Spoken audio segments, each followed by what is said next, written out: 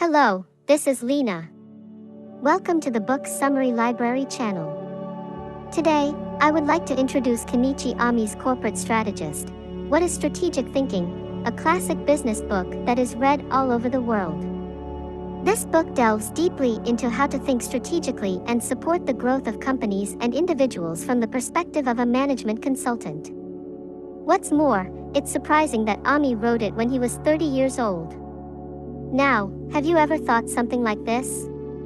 I spend my days somehow, but I feel like something is missing, or I want to enrich my work and life more efficiently. There was a time when Lena felt the same way.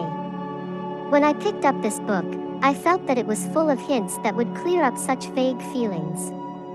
For example, it is full of ideas that are directly related to everyday life and work, such as a story about how to hone your ability to see through the essence using the prices and services of a barber shop as an example, and a part that clearly explains how to create a strategy in 8 steps.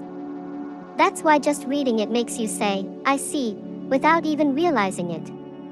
Today, I will introduce the appeal of this book from my unique perspective, in an easy-to-understand and relaxed tone. For those of you who work hard every day in your busy schedule, there will surely be a moment when you think, "I want to read this book." Please listen to the end while drinking tea. 1. Background of Corporate Advisor and the importance of this book. Now, let's get serious about this. This book, Corporate Advisor, was actually published in 1975. It's really amazing that it's still used as a teaching material in business schools around the world, even though it's more than 40 years old. Have you ever wondered why it has been loved for so long?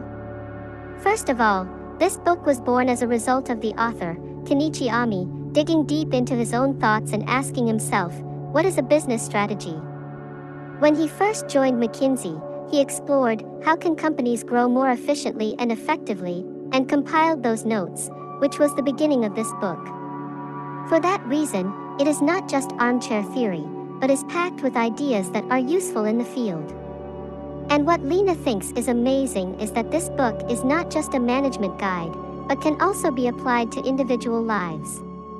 For example, if we have strategic thinking in our daily lives, we can proceed more smoothly and confidently in situations such as how to use time and what choices to make. It is full of such hints. In addition, in the preface to the new edition of this book, Ohmae writes, "The reason why Japan is in a truly critical situation today is because few people feel a sense of crisis." What he means is that he is warning about the danger of putting off problems. This part was a bit painful for Lena to hear, LOL, but I think that is why this book, which teaches us how to change the current situation, is still read by so many people. From now on, I will dig into concrete examples of strategic thinking and the unique framework introduced in this book. Are you ready? 2. What is strategic thinking? Now, let's take a look at what strategic thinking is, which can be said to be the core of Corporate Advisor. What impressed me the most here is that strategic thinking is defined as the ability to see the essence of something, break it down, and reassemble it. This process sounds simple when you put it into words, but it's surprisingly difficult to actually do. In this book, there is an example that compares Japanese barbershops with American barbershops. In Japan, a barbershop costs 1,400 yen and takes 50 minutes. If you look at what it includes, in addition to cutting your hair, it also includes shaving, washing your hair, and shoulder massages.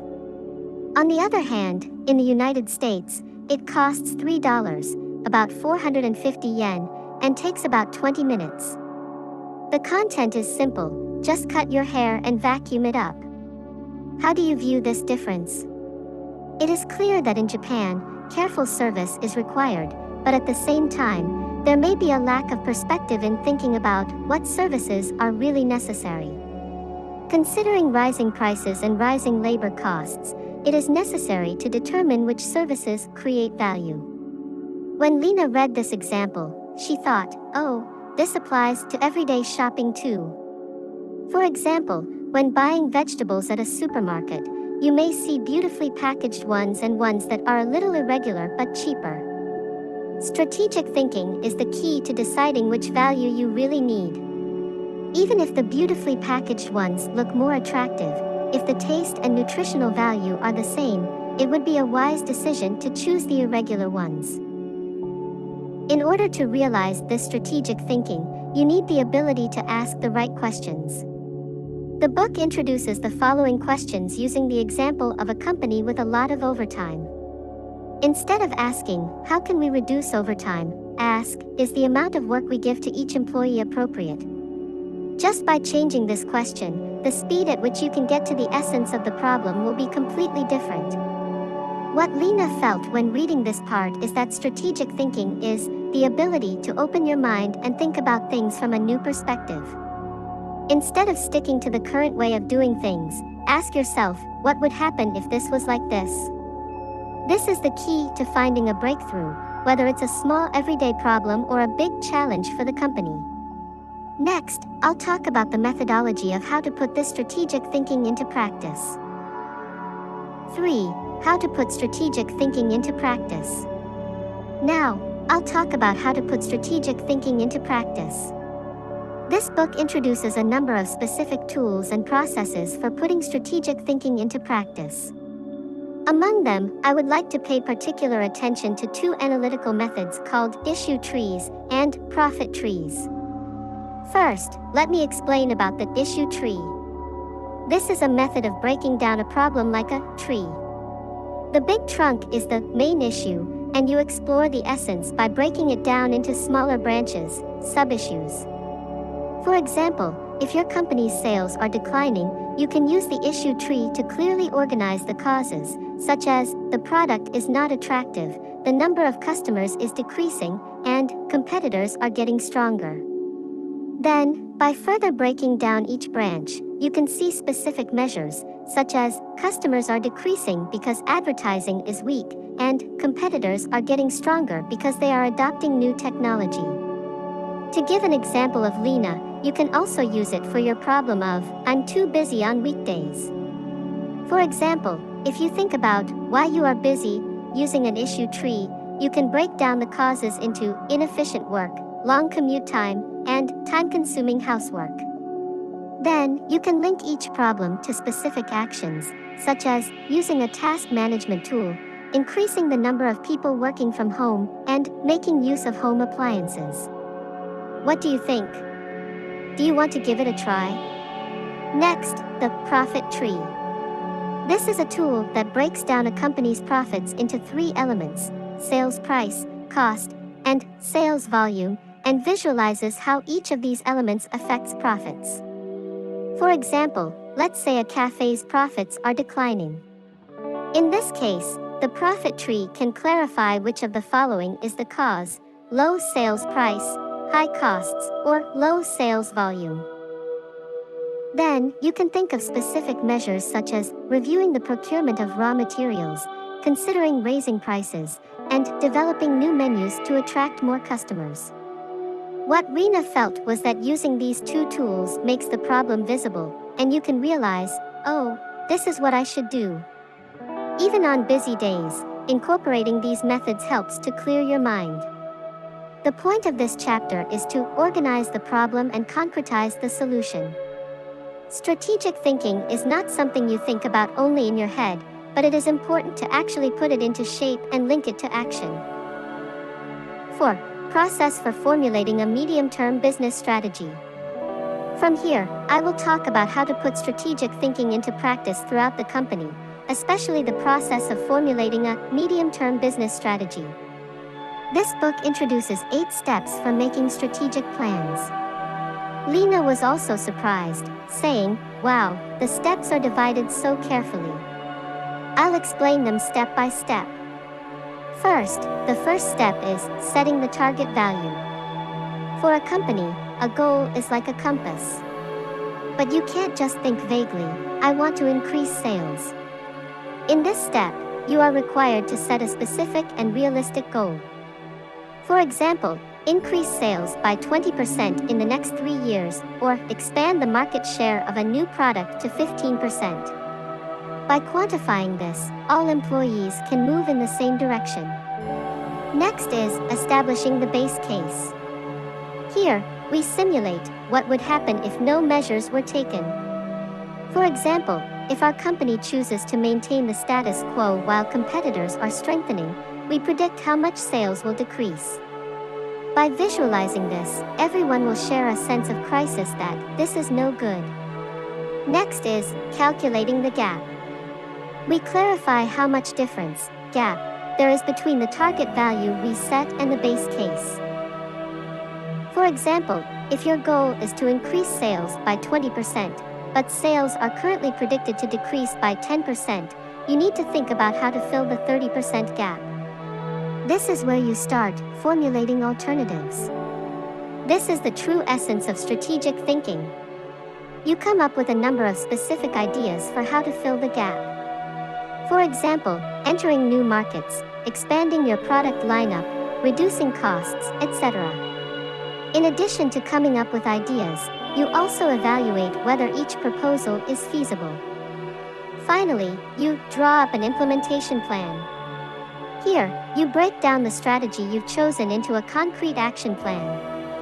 You clarify who will do what and by when. Without this, no matter how great your strategy is, it will not be executed. From my perspective, after reading these 8 steps, I felt that strategy should not be decided on a whim or by intuition, but should be done logically. But, I think this process can also be applied to our daily lives. For example, if you have a goal of saving more money next year, you understand the current situation and think about what you can do to fill the gap. Doesn't this make you want to try this process?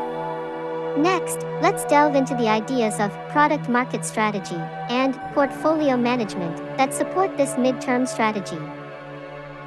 5. Utilizing product market strategy and portfolio management. From here, I will talk about product market strategy and portfolio management, which are important tools for realizing a midterm business strategy. These 2 ideas are like a doctor diagnosing a business. I think of it as determining the health condition of each product and market and providing the appropriate treatment strategy. First, what is a product market strategy? This is a method of thinking about strategies by dividing products and markets into 2 axes. On the product axis, we divide them into existing products and new products, and on the market axis, we divide them into existing markets and new markets and create strategies for each combination. For example, in the case of existing products and existing markets, the main strategy is expanding market share. In the case of new products and existing markets, it is providing new value to existing customers. In the case of new products and new markets, it is a risky challenge to enter completely new markets. This idea can actually be applied to our daily lives. For example, let's say Lena's hobby is cooking. She can choose to expand her repertoire, existing market, to please her family with her existing specialty dishes, existing products, or to try new dishes to surprise her friends, new market. Even small everyday actions can be fun if you look at them from this perspective. Next, let's talk about portfolio management. This is a method of classifying the multiple businesses and products that a company owns by profitability and market growth potential, and deciding which business to focus on. The vertical axis is the attractiveness of the market, and the horizontal axis is the company's strengths, and it is divided into a matrix, 4 quadrants. Then, check where each business is located. For example, if there is a product that is growing in the market but has low competitiveness, you increase investment to strengthen that product. On the other hand, if there is a product that is declining in the market and has low competitiveness, you consider withdrawing from the product. It's a medical checkup for your business. To give an example similar to Lena's, it might be similar to organizing your clothes. Your favorites that you've worn a lot this year, which also have high market attractiveness and strengths that suit you, should be placed in the center of your closet. On the other hand, it's like letting go of clothes that were popular in the past but that you don't wear anymore, they have no market appeal and don't suit you. By utilizing this product market strategy and portfolio management, companies can make the most of their limited resources and accelerate growth. Of course, there are many hints that can be applied to our daily lives. Next, I'll talk about KFS, key factors for success, to make these strategic tools even more effective. 6. The importance of identifying KFS, key factors for success. From here, I'll talk about KFS, key factors for success, which is repeatedly emphasized in Corporate Advisor. This KFS is called Key Factors for Success in English, and is a way of thinking that identifies the key elements for success in any business or project. In Lena's opinion, it's a lot of fun if you approach it as if it were a game of finding a strategy for work or life. Ohmae says that there are important factors that determine success in every industry. For example, in the lumber industry, the KFS is getting the maximum harvest from the forest you own. To achieve this, it is necessary to promote tree growth, and breaking that down further, the key elements are amount of sunlight and water supply. In areas with plenty of sunlight and a lack of water, we increase the water supply, and in areas with little sunlight, we use chemicals to help growth. In this way, we specify the necessary actions. When Lena read this, she thought, oh, this can be used in work too. For example, let's say you start a new project. When you think about KFS at that time, factors such as team skills, schedule management, and customer satisfaction come up. Then, you further break down each factor and come up with specific measures such as receive training if skills are lacking and introduce tools to thoroughly manage schedules. This process is surprisingly fun when you try it. Furthermore, this KFS concept can also be applied to the life cycle of a business. A business has a life cycle of growth, maturity, and decline, and the KFS changes in each phase. For example, in the growth phase, expanding market share is the KFS, but in the maturity phase, improving profitability becomes important. If you understand this, you can take the right strategy in any phase. In terms of Lena's everyday example, it might be similar to starting a new hobby. At first, KFS is gathering tools and learning the basics, but as you get used to it, the necessary elements change, such as honing your skills and taking on new challenges. It's a lot of fun to adjust your actions to fit your life cycle in this way. The ability to identify this KFS is an important skill that determines the success of both individuals and companies. Next, I'll talk about forming a strategic group to utilize this strategic thinking throughout the organization. 7. Forming a strategic group. Now, I'll talk about forming a strategic group introduced in Corporate Strategist. When I read this part, I once again felt that companies are also team games. Ohmae emphasizes that companies and organizations need a group that specializes in strategic problem solving. However, he says that this group should not just be a group of critics, but a group of professionals who actually solve problems. In my opinion, it's close to the feeling of dancing in a team. Each person has a role, and everyone moves toward a single goal. But how is it in reality? In many Japanese organizations, strategic thinking groups often do not function adequately. One of the reasons is that they end up being critics. For example, they may list the causes of declining sales, but do not link them to actual solutions or actions. This will waste the analysis. Ohmae-san defines the role of this strategic group as a strategist supporting the organization's highest decision maker. Members of this group are required to have the ability to define problems, propose solutions, and take action, rather than just waiting for instructions from above. When Lena thinks about this in everyday life, she thinks it's similar to when a family decides on the division of household chores. Not only do each person have a role, such as cook, clean, or shopping, but if there is flexibility, such as the plan has changed today, so I'll help with cooking, or let's plan the next trip together. The whole family will run smoothly. In addition, when forming this strategic group, it is also important to consider how to view the problem. The book emphasizes that the problem-solving process is fact-based discussion. By basing discussions on data and evidence, not emotions and assumptions, the team's direction is not affected. What Lena felt through this chapter was that strategic team building is the key to growth for both individuals and organizations. In our daily lives, it is important to utilize each other's strengths to achieve goals with family, friends, and colleagues. Next, I will talk about decision criteria in a low-growth era to further utilize this strategic group.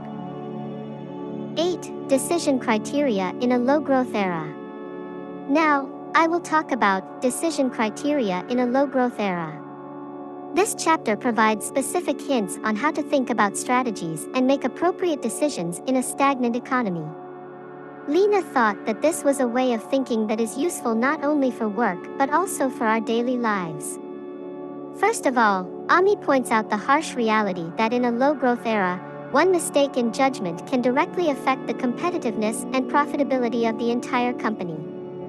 For example, there is always the risk that making excessive investments in product development could result in sales not increasing and huge losses. That's why we need to think outside the box and use data and analysis to make calm decisions. The important thing here is not to rely too much on individuals to make decisions. It is said that in Japan, there is a tendency to concentrate decision-making power in the hands of a few leaders and managers. However, this means that if a mistake is made, the damage is great and it has a negative impact on the entire organization. In my opinion, the key to avoiding this is to get into the habit of discussing things together. Ohmae says, we should hone our ability to collect and analyze facts so that we can have database discussions. The key to surviving a low-growth era is to clarify what is really right, without relying on emotions or intuition. For example, it's similar to when you review your household finances. Instead of lamenting, we don't have enough money, think together as a family about which expenses can we cut to be effective. This is a strategic approach. Also, in a low-growth era, flexibility is important. The book says that it is important to be able to quickly correct a wrong decision. In my opinion, this is easy to understand if you compare it to cooking. For example, instead of serving soup with too much salt, you add potatoes to absorb the saltiness, and think of ways to recover from mistakes quickly. What Lena remembered from this chapter is that strategic thinking is also a process of flexibly admitting failure and learning from it. Especially in an era of low growth, it is more important to use one failure to your advantage next time than to be afraid of it. Next, I will talk about how to use this judgment criterion in actual corporate strategies. 9. How to use strategic thinking in corporate strategies. From here, I will talk about how to apply strategic thinking to specific corporate strategies. The key is how to use the KFS and flexible judgment criteria that we have seen so far in actual management and projects. First of all, what Ohmae emphasizes is that when formulating a strategy, it is essential to have a bird's-eye view of the entire business. There are many steps in corporate activities, from the procurement of raw materials to production, sales, and after-sales service. The starting point of a strategy is to understand this overall picture and determine where your company's strengths can be utilized. For example, let's take the automobile industry as an example. If a company has absolute strengths in technical capabilities in the manufacturing process, it can establish a competitive advantage in the entire industry by further honing that. On the other hand, if the sales network is weak, it will consider ways such as finding a new partner to make up for that or strengthening online sales.